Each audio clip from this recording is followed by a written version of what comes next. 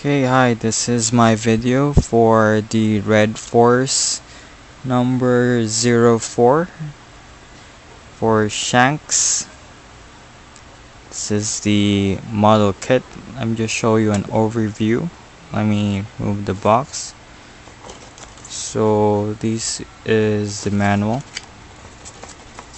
So the first part is like there's colored pages, but the rest goes black and white.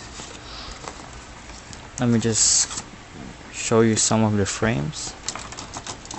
So this is like for the top part of the ship, and this one goes for the base, the bottom part.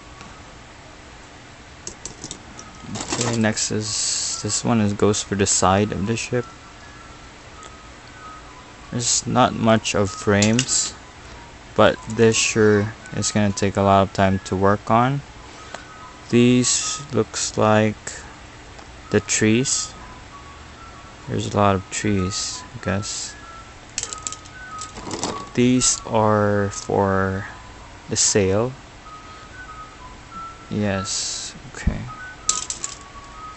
And this is for, I guess, for the front part, the head, and the back sail as well is also here. And lastly, we have the frame. It's the stand right there. And this is what the sticker looks like. Yeah.